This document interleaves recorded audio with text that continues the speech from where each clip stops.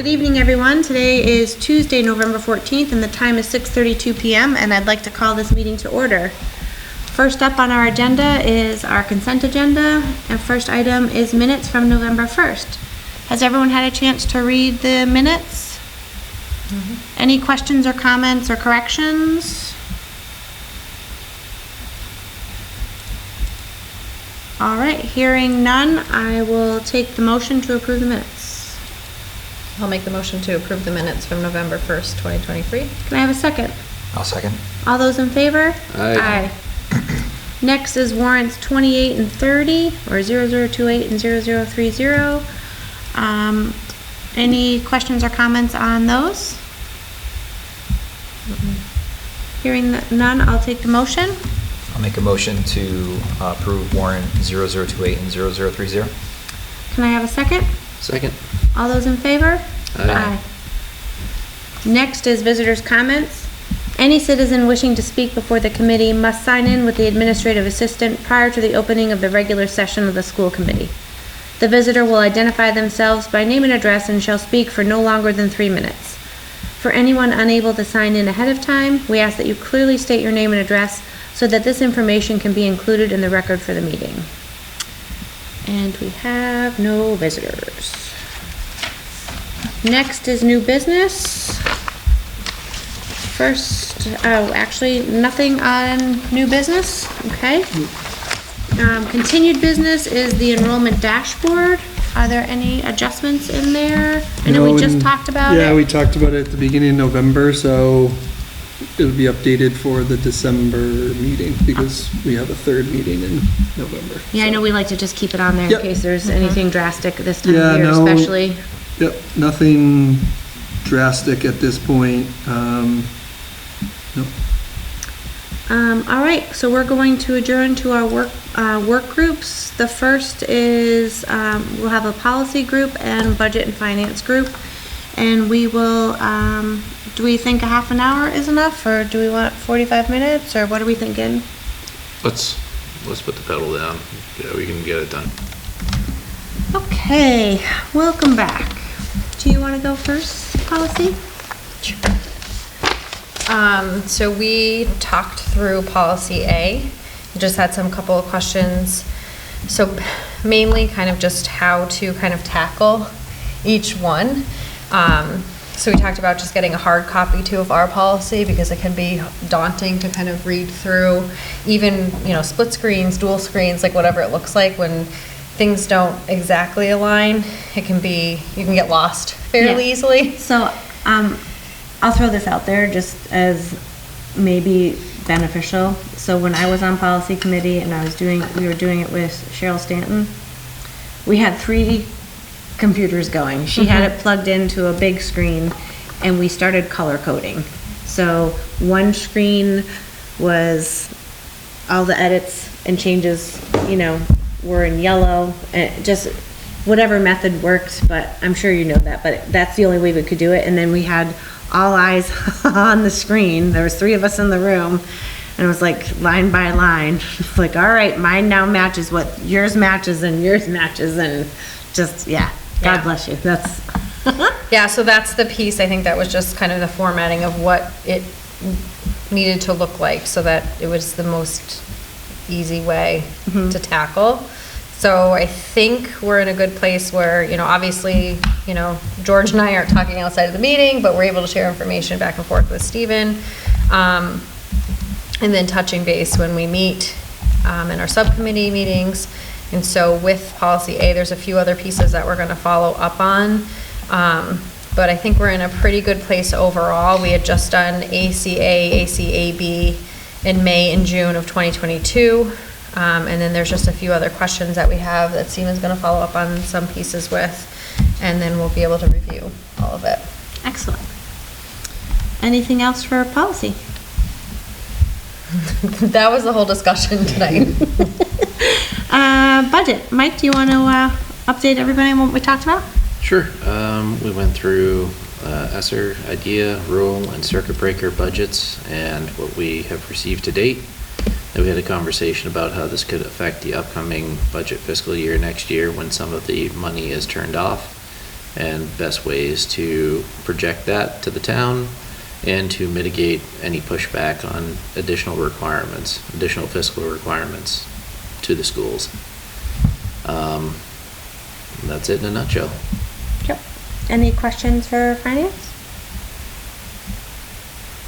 All right. If I can just mention, and I'm sure Todd might have mentioned it in subcommittee, we did sit in a webinar yesterday around Chapter 70 and foundation budget, and it's really difficult to project, like, if we're going to hit that foundation. I think that's something I've said here before, like, that could become a lifeline for us should we need it, with ESSER being turned off.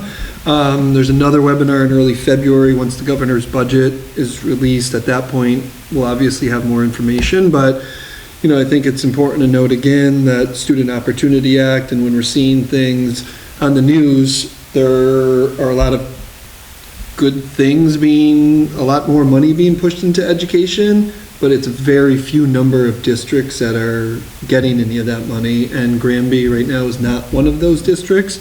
So it does put the burden on the town, and I think our finance committee did a good job of saying last year that a lot of the increases we saw last year were from in special education, really connected to that OSD increase of 14%.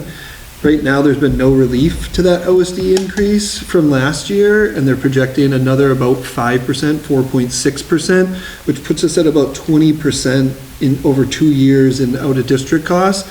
And those are falling on the town, so while certainly appreciate the town's willingness to support the schools, it is really it's not going everywhere in the schools. And I think that's one of the challenges that we and many other districts are trying to think through, because everybody's not everybody, most districts are in a similar situation where they're not getting Student Opportunity Act money.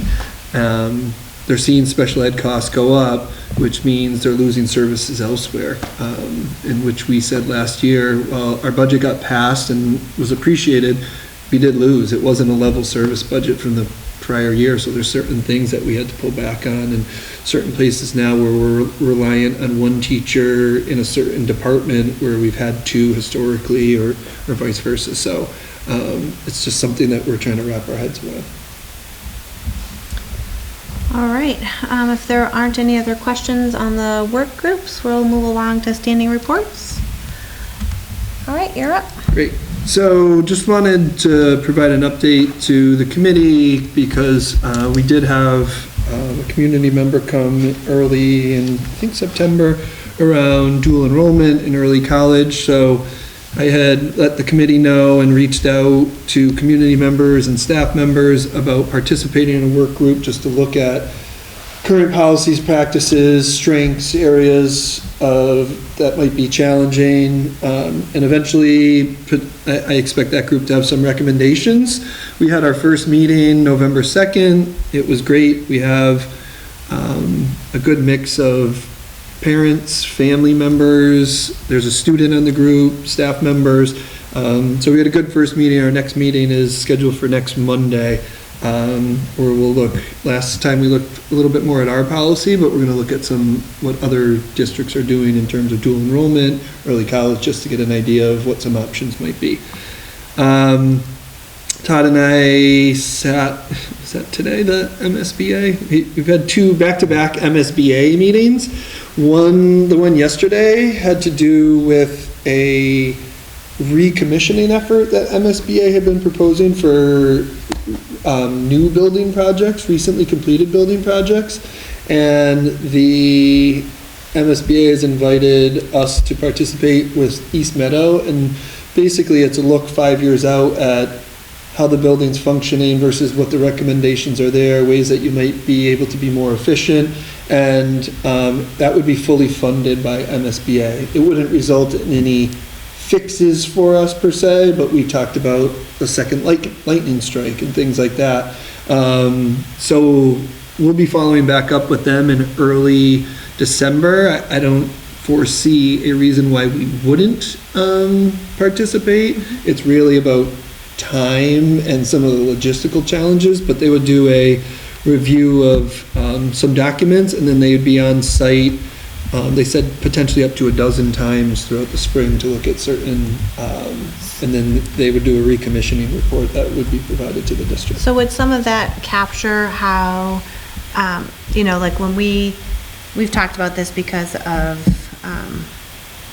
size constraints, is when they did the studies and they proposed the building, it was like things weren't necessarily taken into account for how changes in education were doing, how the pull-out spaces needed to be used, how the floor plan of the building is not being used, I'll say to the letter of the law of what it was ruled out. Like we've had to alternate how spaces are being used. And, like looking back, right, hindsight's 2020, when we were thinking about how we would have liked to maybe have less of these breakout spaces that have taken away from, the smaller classrooms that have sort of been a hindrance. And it was because of changes in how education is, how they want education to go, but it's not necessarily, do you know what I'm trying to say? It doesn't fit for every community. Yeah, It's not a cookie cutter, yeah. I think their recommissioning was, I think the focus was on mechanical systems, HVAC, that sort of side of it. They really want to look into the utilities of the building. Mm-hmm. Are the energy savings there? Are there things that maybe we put into practice as an organization because we were learning the business or the building that aren't the most efficient, or that there's recommendations to do it differently now that it's 5 years. I think it's more that side than the actual educational use of the building. Space. But we can certainly bring it up in our Yeah. conversations with them and just say this is something that we've encountered. Well, and- because it just seemed to me like that was some of the pushback that we got, is when we were looking at this, we're talking almost 4 years ago now, when it first came out, they were like, well, MSBA helped us come up with this plan. Projections for the numbers, projections yeah. for the numbers and all of that, and so the school design was based on that information. So for me, one of these things with the recommissioning, if you're gonna look at it, then maybe you have to kind of grow how your numbers are so that there is the ability to make changes if you need to, if your enrollment changes or if educational needs change, because you shouldn't have to be locked in with spaces in such a way, that it hurts us. You know what I'm trying to say? Yeah, I can't be eloquent tonight, it just seems like I'm tongue-tied, but. If you want, I'm happy to put recommissioning on our next agenda too, if people think of other questions, and then I can follow back up with them. But one thing that was interesting is right now, East Meadow is the furthest along of any recommissioning effort that they've put forward. So we're really piloting this, and he said there's one other school in the South Shore that they're in conversations with, but even we're further along the line. So I think for us, it can't hurt to reconnect and say, these are some of the pain points or challenges that Yeah. we've encountered. If we can get some more information on that, great. If that's not really the purpose, we just wanted to put it out there. Right, well, it's one of those things, if Yeah. they're using this because they like to use it as a tool, so that when they go through with those other things, that they can take those things into account. That's my understanding of what those kinds Yep. of things are, Yep. right? Yeah, because we talked about the lightning strike, we talked a little bit about what do we call it? The lighting in Minnetonka. So the Proprietary systems. Right. And we run Are into really that here, challenging to that find we can somebody only to- use one vendor. If a system goes down, we have to go through that original vendor, or one of their subcontractors, and versus open source systems that. Right. Yeah. So, would the committee like me to put this on if people think of anything? And if it ends up being an agenda item that we kind of blow through, that's fine too. But Right. I don't know if in the next couple of weeks you might think of things, so I wanted to mention it so we could get it on there if you wanted. Doesn't hurt, like you say, if we Okay. decide not to have the discussion, we can remove the item. But it's good to have it out there to think about it, because Stephanie's not here too, so. Okay, so I'll put it on the agenda so we have it, and then we can go from there. And I'd let them know we'd follow up at first week back in late November, early December. So I'll put that on there. We attended another MSBA webinar earlier today, and just one thing that I want to make sure I'm bringing to the committee's attention is one thing, they are opening up the accelerated repair project again, which has typically been for windows, doors, boilers.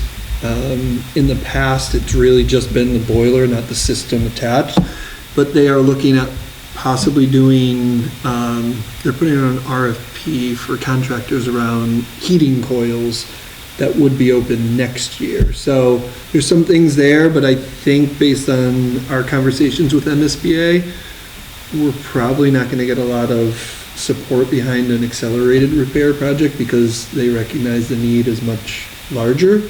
So in that vein, important to note, 2024, they'll open a statement of interest in January, which I anticipate we'll talk about and likely submit a statement of interest.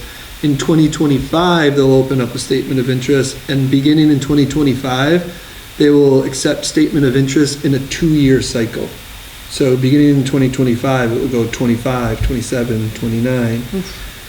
But what they'll do is they'll allocate funding for 2 years of funding, but it has to be in that statement of interest period. So the example they gave today was if they have $150 million a year, starting in 2025, they'll allocate $300 million. So the projects accepted would be for 2 years worth of payment. But I just know for us, that means if we weren't to get something by 2025, then you're looking at 2027, and we've said all along, once accepted, you're 5 to 7 years out, and we're looking at 2034, 33. So just wanted to mention that here, and I think it's a good segue to the letter that we had sent out.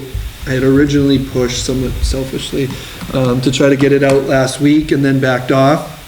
And then I know Jackie had reached out to all of you to say we'd send it out tomorrow. I held off until tonight, so if anybody has feedback, happy for you to send it to myself or Jackie. I can update it.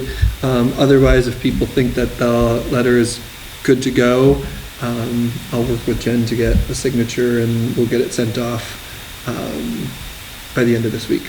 Perfect. I am off on Friday, so I could come in the morning to Okay, sign. perfect. Anything else? Of course. No school next Wednesday. It's a half day, and then it's half day parent conferences Monday and Tuesday at the junior senior high school. So only the junior senior in high school will be dismissed for half day next Monday and Tuesday. East Meadow does have full days because their parent teacher conferences were a few weeks ago. And I just wanted to, Jackie and I noticed a little glitch in the Google Calendar today that the January dates that we had approved in June for our meetings were January 9th and 23rd. So I just want to make sure that we all have those correct because we noticed a little glitch.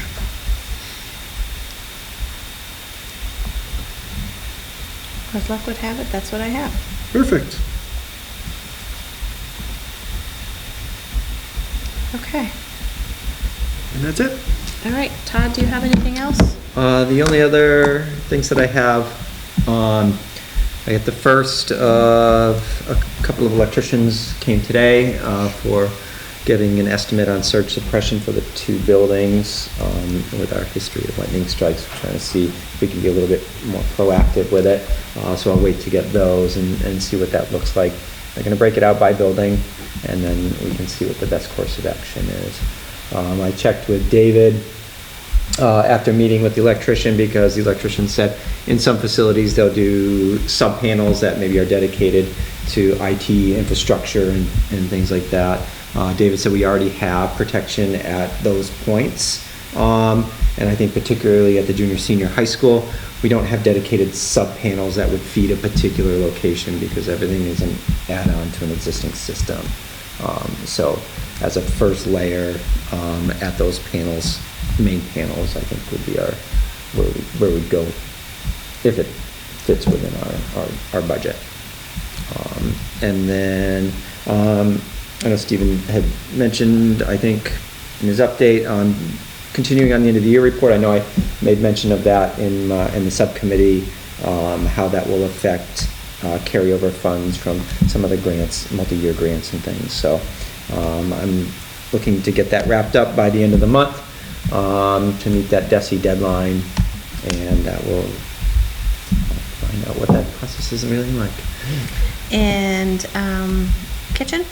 I did the walkthrough. Yes, I did the walkthrough with we had 6 firms sent representatives. I've gotten a couple questions since Thursday, responding to those as they come in.